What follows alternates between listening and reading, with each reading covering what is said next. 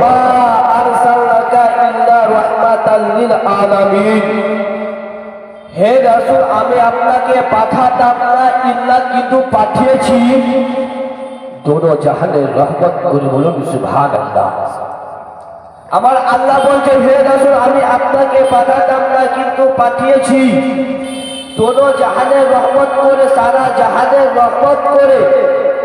মুসলমান, আমার আপনার নবী এসেছেন সারা জগতের রহমত হয়ে জগতের বুকে। এ প্যারে হাজির, আমার প্যারে মুসলমান ভাই বাবাজিরা ও আমার মা বোনেরা, গভীর খেয়াল করবে। আমার আপনার নবী রহমাতুল লিল আলামিন নবী হয়ে এসেছে। বেরাদারে মিল্লাত ইসলামিয়া, আমার নবী শুধু আমার আল্লাহ বলেন রহমাতুল লিল আলামিন, আর সারা জাহানের জন্য রহমত। তার মানে আমার বোঝা গেল আমার আপনার নবী সারা কুল কায়নাতের নবী, আমার জন্য রহমত, আপনার জন্য রহমত, গাছ গাছালির জন্য রহমত, সমুদ্রে মাছ মাছেদের জন্য রহমত, নদী নালার জন্য রহমত। আমার আপনার নবী পাহাড় পর্বতের জন্য রহমত। আমার আপনার নবী জমিন আসমানের জন্য রহমত। আমার আপনার নবী চন্দ্র সূর্যের জন্য রহমত। আমার আপনার নবী তারকা নক্ষত্রের জন্য রহমত। আমার আপনার নবী গোটা সৌরজগতের জন্য রহমত। আমার আপনার নবী সারা কুল কায়নাতের নবী নবী শুধু ছেলেদের জন্য রহমত না, আমার আপনার নবী মেয়েদের জন্য রহমত। আমার আপনার নবী ছোট বাচ্চাদের জন্য রহমত, ছোট কন্যাদের জন্য রহমত। এ মুসলমান, ছোট থেকে দিয়ে বৃদ্ধ পর্যন্ত প্রত্যেকটা বস্তুর জন্য রহমত। আমার আপনার নবী সারা কুল কায়নাতের নবী ওই জঙ্গলের বাঘের জন্য রহমত, ওই হরিণের জন্য রহমত। আমার আপনার নবী সারা কুল কায়নাতের নবী ওই সিংহর জন্য রহমত। এ মুসলমান, আমার আপনার নবী সারা কুল কায়নাতের নবী যত পশু পক্ষী রয়েছে সমস্ত পশু পক্ষীর জন্য রহমত। আমার আপনার নবী শুধু কি মুসলমানদের জন্য রহমত? না না, আমার আপনার নবী মুসলমানের জন্য রহমত। আমার আপনার নবী হিন্দুদের জন্য রহমত। আমার আপনার নবী বৌদ্ধদের জন্য রহমত। আমার আপনার নবী খ্রিস্টানদের জন্য রহমত। আমার আপনার নবী শিখ ইসাইদের জন্য রহমত। আমার আপনার নবী সাঁওতাল আদিবাসীদের জন্য রহমত।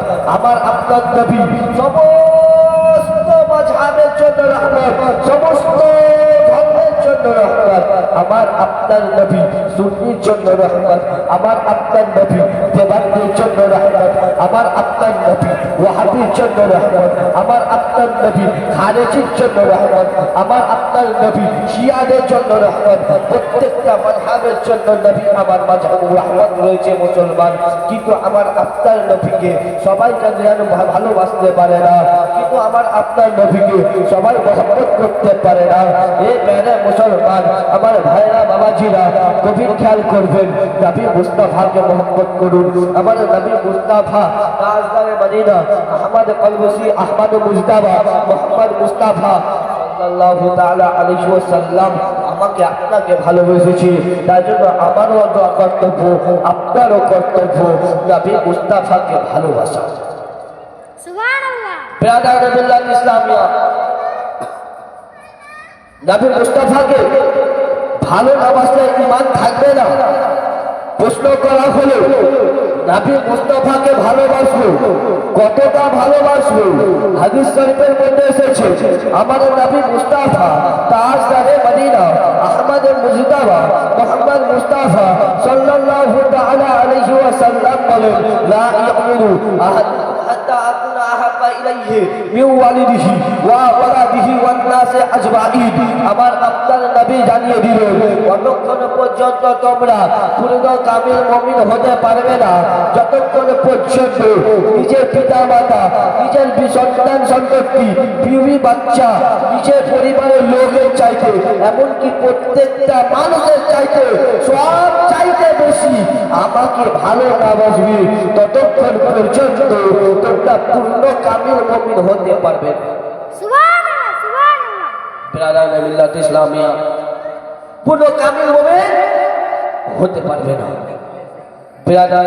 ইসলামিয়া আমার নবীকে কতটা ভালোবাসতে হবে এই হাদিস শুনে আপনারা বুঝতে পারলেন। ইসলামিয়া আমার আপনার নবী সাল্লাল্লাহু তাআলা আলাইহি ওয়াসাল্লাম আমার নবী মুস্তাফা সাল্লাল্লাহু তাআলা আলাইহি ওয়াসাল্লাম বাবা ইনাকে সাহাবায়ে কেরামরা কতটা ভালোবাসতেন।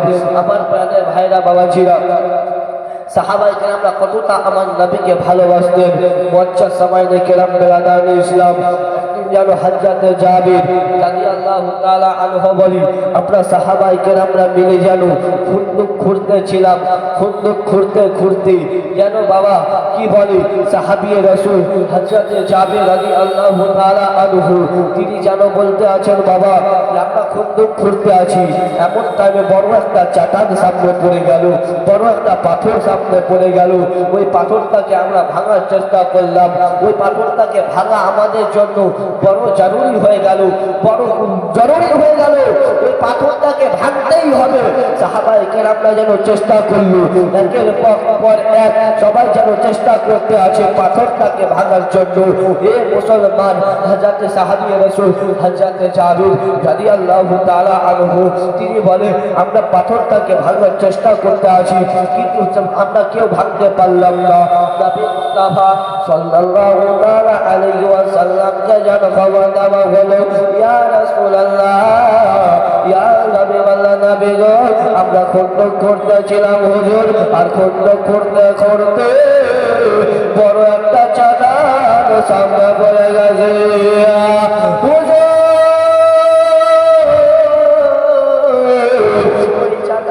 যেন আমরা ভাঙার চেষ্টা করতেছিলাম হুজুর, কিন্তু আমরা কেউ যেন ভাঙতে পারলাম না হুজুর। আপনি যদি ব্যাপারটা দেখতেন আমার আপনার নামে সারা কুল কায়নাতে নামে বলতেছেন ও সাবে যাও, ও সাহাবারা তোমরা যাও, আমি চলে আসতে আছি।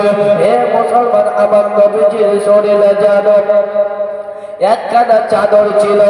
এ মুসলমান আমার আপনার নামে সারা কুল কায়নাতে নামে ওই চাদরটা উড়ে বাবা ওই চাদরটা সহ যেন ওই খুন্দুকের কাছে পৌঁছে গেল,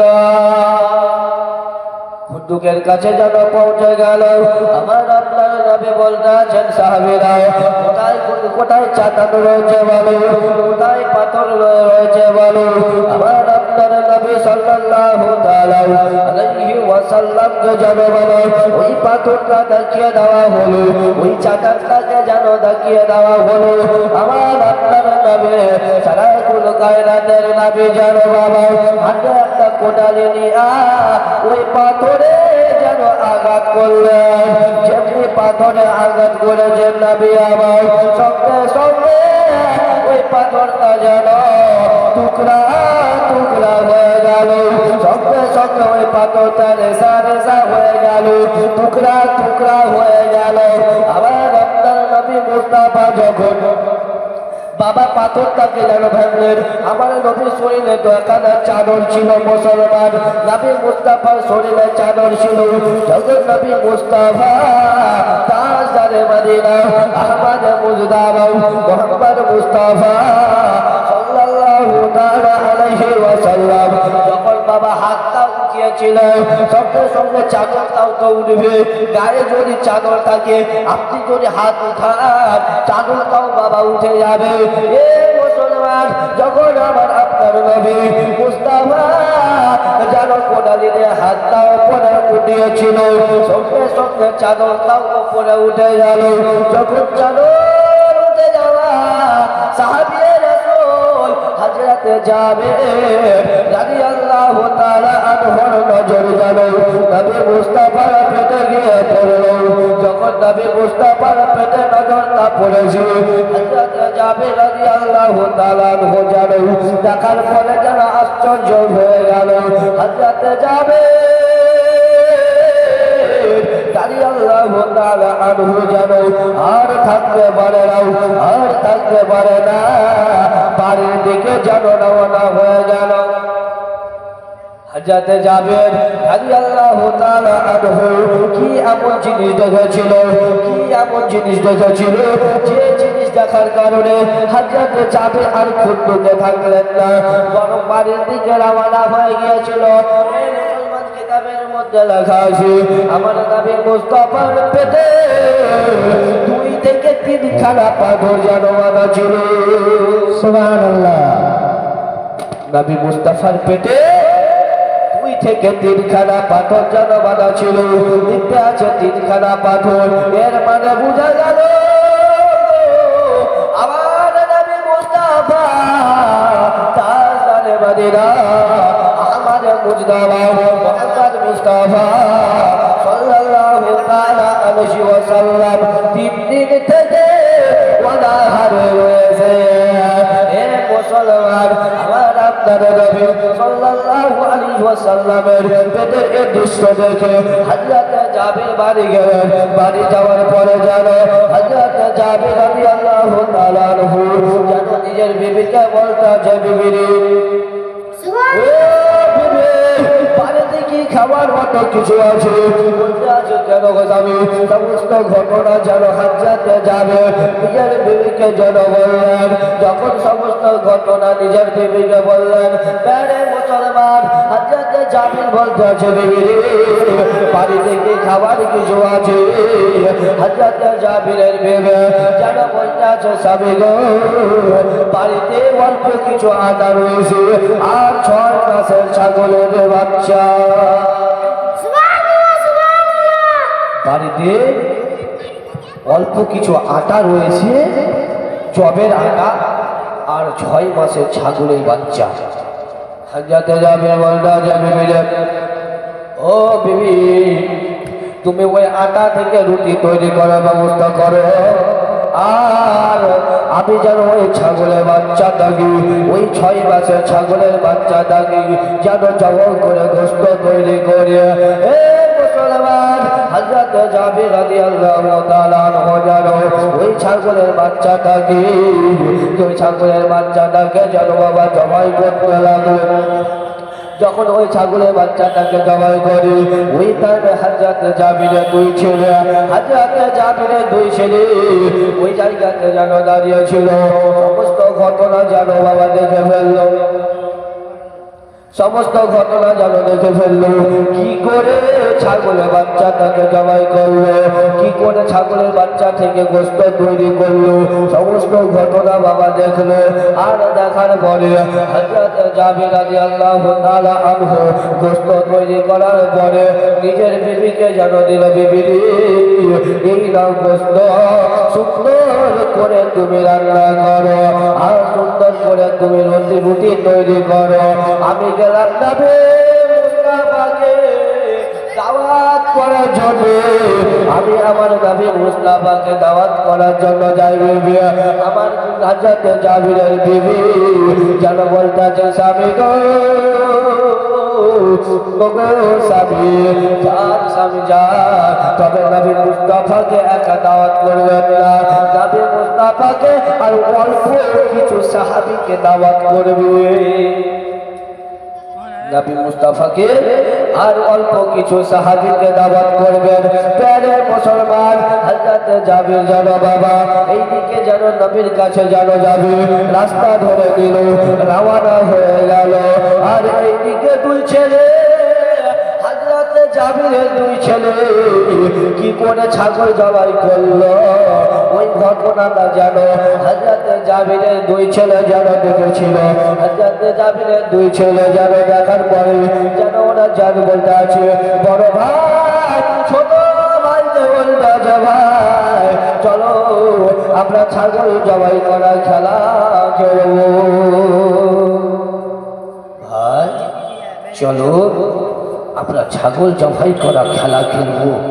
এ মুসলমান, যেন 2 ভাই যেন বাবা ওই যে ছোড়া দিয়ে ছাগলের বাচ্চা জবাই করেছিল, ওই ছোড়াটাকে দিয়ে 2 ভাই মিলে যেন ছাদের ওপরে চলে গেল। আর যখন বাবা ছাদের ওপরে যেতে যায়, বড় ভাই যেন ছোট ভাইকে বলতে আছে, ভাই তুমি এই জায়গাতে শুয়ে যাও। বাবা ছোট ভাই যেন শুয়ে গেল। আর যখন শুয়ে গেল, বড় ভাই ছোট ভাই ছোট ভাইয়ের হাতে আর পায়ে যেন দিল রশি। আর যখন বাবা রশি বেঁধে দেওয়া, বড় ভাই ছোট ভাইয়ের গলাতে যেন বাবা ছোড়া চালিয়ে দিল। যেমনি ছোড়া চালিয়ে দেওয়া, বাবা বড় ভাই যেন দেখতে আছে ছোট ভাইয়ের গলা দিয়ে যেন রক্ত বেরোতে লেগেছে।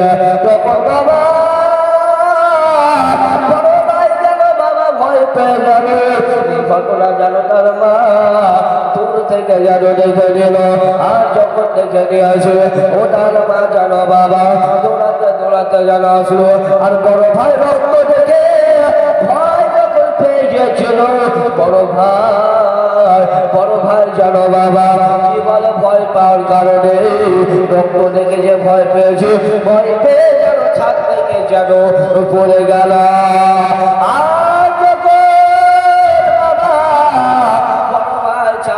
যখন পড়ে গিয়েছে, ওই বড় ছেলেও যেন বাবা মারা গেল, ছেলে বাবা ইন্তেকাল করে গেল।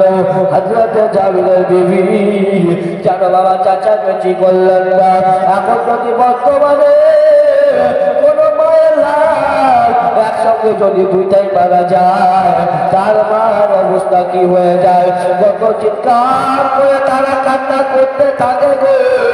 কিন্তু বাবা না, হযরত জাবিরের বিবি যেন কোনো চিৎকার চেঁচামেচি করলেন না। কারণ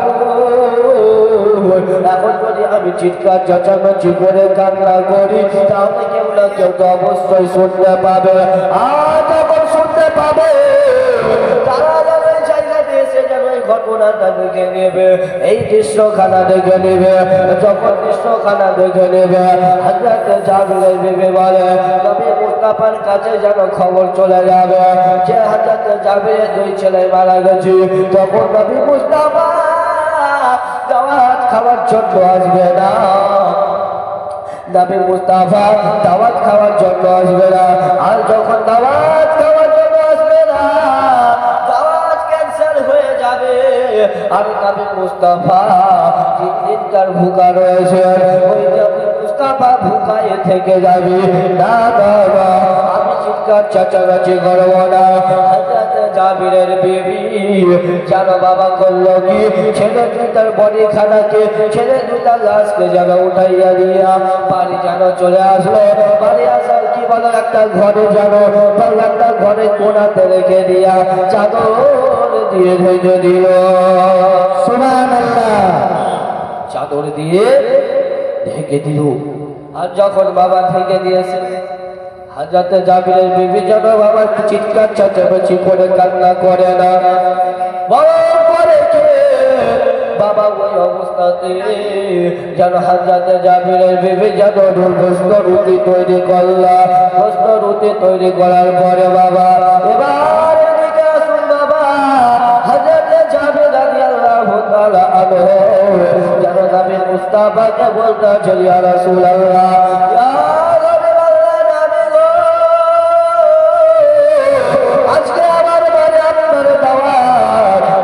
অল্প কিছু সাহাবীকে সঙ্গে করে নিয়ে আমার বাড়িতে কোনো তাইবে দাওয়াত খাওয়ার জন্য চলে আসবেন। এ মুসলমান, এই কথা বলতে নাই বাবা, আমার নবী মুস্তাফা যেন হাজারো সাহাবীকে দান দিয়ে বলতে আছে, ও নবী সাহ, আমার সাহাবীরা, ও সাহাবীরা, আজকে দুপুরে তবে হযরত জাবিরের বাড়ি সবার দাওয়াত। আজকে দুপুর তবে সবাই মিলে যেন জাবিরের বাড়ি কি বলে দাওয়াত খাওয়ার জন্য যাব। সুবহানাল্লাহ, আজকে দুপুর বেলা সবাই মিলে জাবিরের বাড়ি দাওয়াত খাওয়ার জন্য যাব। হযরত জাবির বললেন, ইয়া রাসূলুল্লাহ, আপনি যাবেন আর অল্প কিছু সাহাবীকে নিয়ে যাবেন? আমার নবী হাজারো সাহাবীকে দাওয়াত করে দিয়েছে। হযরত জাবির চিন্তায় পড়ে গেল, আল্লাহ, বাড়িতে তো অল্প খাবার, এই হাজারো সাহাবী কি করে পেট পরিপূর্ণ করে খাবে? পেট পরিপূর্ণ করে খাবার তো দূরের কথা, হাজারো সাহাবী তো সব খেতে পারবে না। তাই অল্প খাবার হাজারো সাহাবী কি করে খাবে? এ মুসলমান,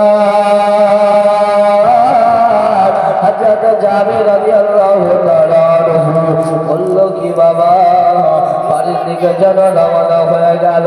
আর বাড়ির দিকে রওনা হয়ে যাওয়ার পরে বিবিকে ডাক দিয়ে বলতে আছে, বিবি রে, ও বিবি, ও বিবি রে, আজকে দাওয়াত করতে গেলাম নবীকে, অল্প কিছু সাহাবীকে আর হাজারো সাহাবীকে নবী আমার জন্য দাওয়াত করে দিয়ে আসে।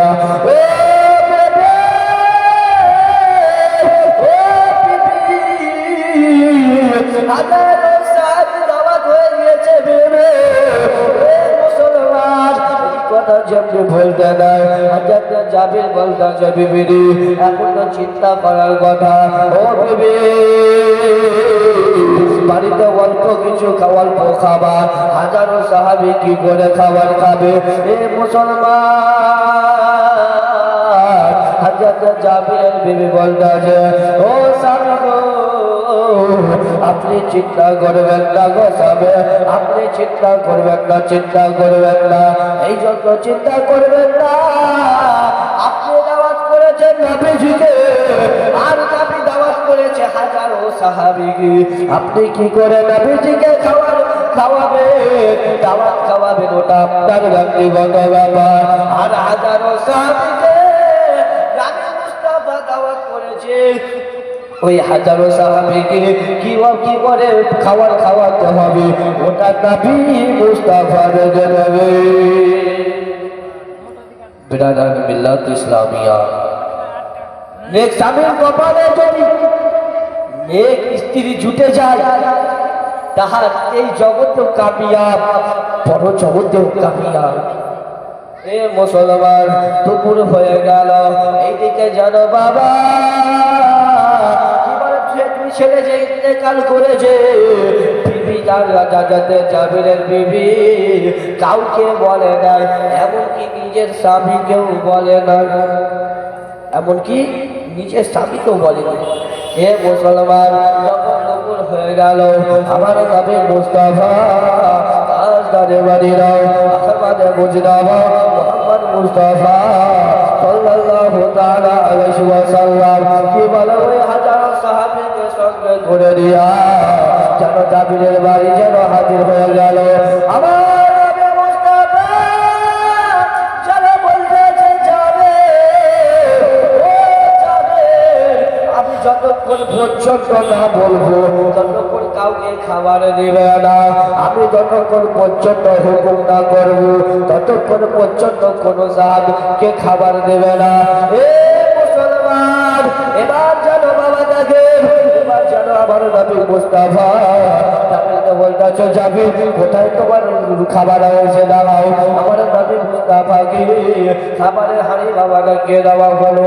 আমার নবী মুস্তাফা তাজদারে মদিনা আহমদ মুজতবা মুহাম্মদ মুস্তাফা সাল্লাল্লাহু তাআলা আলাইহি ওয়াসাল্লাম জানা বাবা নিজের জবানে থুথু দিয়া, ওই জবানে থুথু যেন ওই জাবিরের খাবারের হাঁড়িতে লাগিয়ে দিল, হাঁড়িতে লাগিয়ে দিয়ে দিল, আর গোস্তের চুচুটা ছোটো ছোটো মিশিয়ে দিল, আর ছোটো মিশিয়ে দেওয়া। আমার নবী বলতে যাবে, ও যাবে, একদিক থেকে সাহাবীদেরকে রুটি বন্টন করো, গোস্ত রুটি দেওয়া। এবার জানো বাবা হযরত জাবির রাদিয়াল্লাহু তাআলা আনহু জানো বাবা একদিক থেকে যেন গোস্ত রুটি দিতে আরম্ভ করলো, একদিক থেকে গোস্ত রুটি দিয়ে যায় বাবা, একটার পরে একটা, একটার পরে একটা, 5 জনকে দিয়ে যায়, 10 জনকে দিয়ে যায়, 50 জনকে দিয়ে যায়, 100 জন, 50, 100 জন, 200 জন, এরকম করতে করতে বাবা হাজারো সাহাবী যেন পেট পরিপূর্ণ করে খেয়ে নিল। বলুন না সুবহানাল্লাহ। হযরত জাবিরের অল্প খাবার আমার নবী মুস্তাফা তাজদারে মদিনা আহমদ মুজতবা মুহাম্মদ মুস্তাফা সাল্লাল্লাহু তাআলা আলাইহি ওয়াসাল্লামের থুতুর পাওয়ার দেখুন বাবা, অল্প খাবারে থুতু মিশিয়ে দিয়েছি, আজ হাজারো সাহাবী যেন পেট পরিপূর্ণ করে খেয়ে নিল। এ মুসলমান, আমার নবী যা খাবারে থুতু দিয়েছে হাজারো সাহাবী ওই খাবার খেয়েছে। আর মুসলমান, আজকে যেন গুলামগার বেরিয়েছে, গুলামগার হারামখোর বেরিয়েছে, যারা নবী আল্লাহ পাক ডাইরেক্ট নিজের সঙ্গে তুলনা করে। আরে গাদ্দার, নবী মুস্তাফাকে নিজের সঙ্গে তুলনা করো। নবী খাবারে থুতু মিশিয়েছে, হাজারো সাহাবী খেয়েছে। তুমি একবার খাবারে থুতু মিশিয়ে রাখো, তোমার বিবি পর্যন্ত ওই খাবার খাবে না। আর কি করে বলো নবী আমাদের মতো উম্মত নামে, নবীর উম্মত হয়েছে, উম্মতি হয়েছে, ভাগ্যের ব্যাপার। আমরা বাবা নবীর উম্মত হওয়ার যোগ্য না। আপনি বলবেন হুজুর কেমন কথা, আমরা নবীর উম্মত হয়েছি, আবার আপনি বলছেন নবীর উম্মত হওয়া যোগ্য না। কারণ আমাদের যেটা স্বভাব, আমাদের যেটা চরিত্র, এই স্বভাবের জন্য, এই চরিত্রের জন্য আমরা যেন নবীর উম্মত হওয়ার যোগ্য না। কিন্তু আবার আল্লাহ রাব্বুল আলামিন কতটা বাবা দয়া করেছেন আমাদের উপরে, যে নবীর উম্মত হওয়ার জন্য আদম নবী কেঁদেছিল, বাবা মুসা নবী কেঁদেছিল, ঈসা নবী কেঁদেছিল, নূহ নবী কেঁদেছিল। ওই নবীর উম্মত বানাইয়া আমার আল্লাহ আমাকে আপনাকে জগতে পাঠাইলো। এবার বলেন বাবা আমরা আমাদের ভাগ্য খারাপ না ভালো? মুসলমান এবার জানো বাবা দেখেন, বলতেছিলাম বাবা একের পর এক জানো হাজারো সাহাবী জানো ওই খাবারটা জানো খেয়েছিল। বাবা রাস্তার দিকে আমার নবীজিকে জানো হযরত জাবের বলতেছে, ইয়া রাসূলুল্লাহ, ইয়া হাবিবাল্লাহ নবী গো, সমস্ত সাহাবীদের খাওয়া শেষ হয়ে গেল। নবী গো, একের পর এক সমস্ত সাহাবীরা খাবার খেয়ে গিয়েছে নবী, এবার আপনি খাবার জন্য বসুন। আমার নবী মুস্তাফা বলতে আছেন, ও সাহাবীরা যাবে, আমি আর খাবার খাবো না, কতক্ষণ পর্যন্ত খাবার খাবো না? তোমার দুটা ছেলে রয়েছে, ওই দুই ছেলেকেও ডাকো, আমরা যেন খাবার খাবো। ওই ছেলে দুটাকে দিয়ে খাবার খাবো। একটা রাওয়ায়াতের মধ্যে লিখতে আছে আমার আল্লাহ পাক জিবরাইলকে বলল, জিবরাইল চলে যা নবী মুস্তাফার কাছে চলে যা, আর যাওয়ার পরে বল ততক্ষণ পর্যন্ত জাবিরের দুই ছেলে আসবে, ততক্ষণ পর্যন্ত খাবার না খেতে। যতক্ষণ পর্যন্ত জাবিরের দুই ছেলে না আসবে ততক্ষণ পর্যন্ত যেন খাবার না। এ মুসলমান, আমার আল্লাহ রাব্বুল আলামিনকে জানেন না? আমার আল্লাহ তো জানে জাবিরের দুই ছেলে যেন মারা গেছে, দুই ছেলে ইন্তেকাল করে গেছে। আমার আল্লাহ জানে, অথচ হযরত জাবির কি বলে জিবরাইলকে, আমার আপনার আল্লাহ বলে পাঠালেন, জিবরাইল যতক্ষণ পর্যন্ত জাবিরের দুই ছেলে না আসবে ততক্ষণ পর্যন্ত খাবার না খেতে। এ মুসলমান না কেন বাবা, এবার জানো বাবা জিবরাইল এসে নবী মুস্তাফাকে যেন খবর দিয়ে দিল। আর যখন বাবা খবর দিয়ে দেওয়া আমার আপনার নবী বলতে যাবে, ও জাবির তোমার পিতা যে ছেলে রয়েছে ওই দুই ছেলেকে ওইখানে ডাকো, আমরা সকলে মিলে খাবারটা খেয়ে নেব। হযরত জাবির যেন বিবির কাছে চলে গেল। বিবির কাছে যাওয়ার পরে বলতে আছে, ও বিবি রে, ও বিবি, আমাদের দুই ছেলে কোথায় রয়েছে বলো? আমার নবী মুস্তাফা থেকে পাঠিয়েছে তোর দুই ছেলেকে সঙ্গে করে নিয়ে খাবার খাবি। ও বেবি, ওই দুই ছেলে কোথায় রয়েছে বেবি?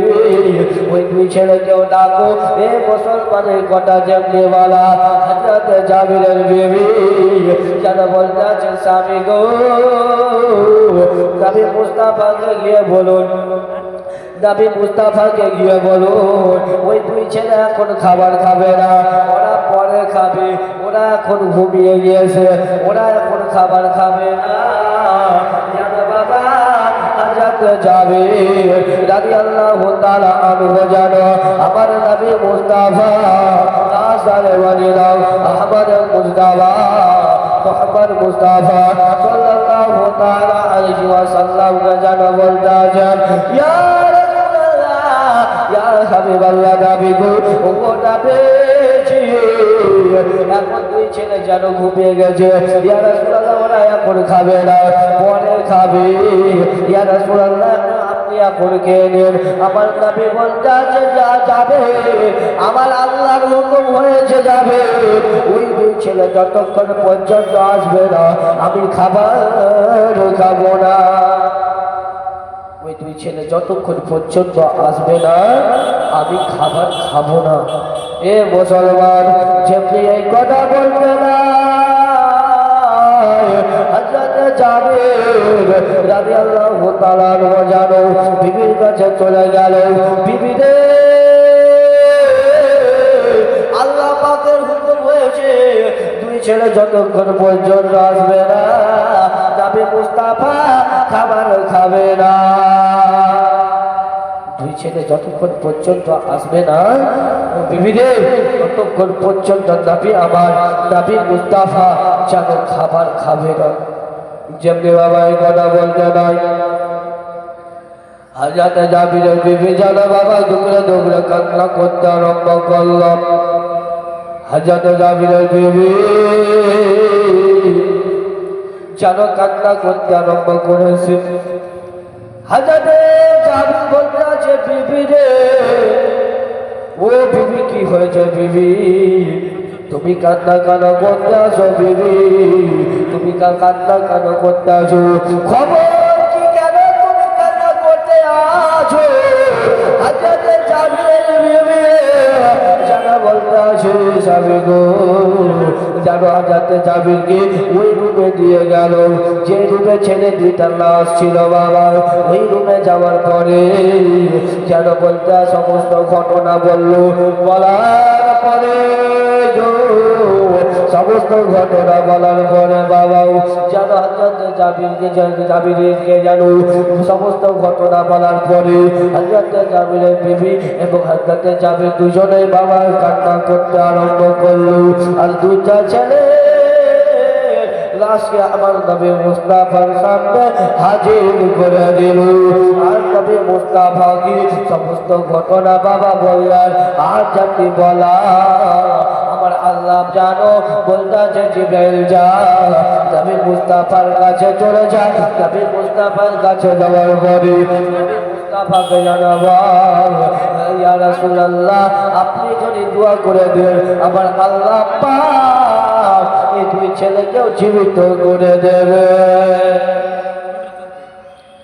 ইয়া রাসূলুল্লাহ আপনি যদি একবার দোয়া করে দেন আমার আল্লাহ এই দুই ছেলেকে জীবিত করে দেবে এ মুসলমান যেমনি এই কথা বলবে নাই আমার আল্লাহ রাব্বুল আলামিনের ফেরেশতা যাকে রুহুল আমিন ফেরেশতা বলা হয়েছে যাকে ফেরেশতাদের টিচার বলা হয়েছে যাকে ফেরেশতাদের মাস্টার বলা হয়েছে যাকে ফেরেশতাদের সরদার বলা হয়েছে হযরত জিবরিল আমিন হযরত জিবরিল আমিন জানো বাবা আমার নবী মুস্তাফার কাছে যেন হাজির হয়ে গেল তবে মুস্তাফার কাছে হাজির হয়ে যাওয়ার পরে আমার নবী মুস্তাফাকে বলতে ইয়া রাসূলুল্লাহ ইয়া হাবিবাল্লাহ নবী আপনি যদি একবার দোয়া করে দেন গো নবী আপনি যদি একবার দোয়া করে দেন আমার আল্লাহ পাক এই দুই ছেলেকে যেন জীবিত করে দেবে ইয়া রাসূলুল্লাহ আপনি যদি দোয়া করে দেন আমার আল্লাহ পাক এই দুই ছেলেকেও যেন জীবিত করে দেবে এ মুসলমান যেমনি এই কথা বলতে নাই বাবা আমার আল্লাহ আমার আপনার নামে যেন বাবা আল্লাহ দরবারে দুইখানা হাত উত্তোলন করে দিলেন বাবা আর হযরত জাবিরের দুই ছেলের জন্য আমার নবী মুস্তাফা যেন দোয়া করলেন, আর যেমনি দোয়া করতে না সঙ্গে সঙ্গে ওই দুই ছেলে যেন আল্লাহর হুকুমে জীবিত হইয়া গেল। সঙ্গে সঙ্গে আল্লাহর হুকুমে ওই দুই ছেলে যেন জীবিত হইয়া গেল। এ মুসলমান, হযরত জাবের রাদিয়াল্লাহু তাআলা আনহু বলেন, আজকে নবী মুস্তাফাকে আমাদের বাড়ি দাওয়াত খাইয়ে আমার লাভ হইল, লস হইল না। আমার নবী দোয়া করে দিয়েছে, ওয়ালা সন্তান ইন্তেকাল করে যাওয়া সন্তান, যে ছেলে জগৎ থেকে চলে গিয়েছিল ওই সন্তান যেন জীবিত হয়ে গেল। আর এখনকার ওয়াহাবি খারেজি রাফেজির আবার দাদার নবীকে নিজের সঙ্গে তুলনা করে। তুই দোয়া করবি তো দোয়া হবে না, নবী মুস্তাফার দোয়া যেন কবুল হচ্ছে, আমার আল্লাহ যেন রাগ করে না। আমার নবী মুস্তাফা সাল্লাল্লাহু তাআলা আলাইহি ওয়াসাল্লামের দোয়া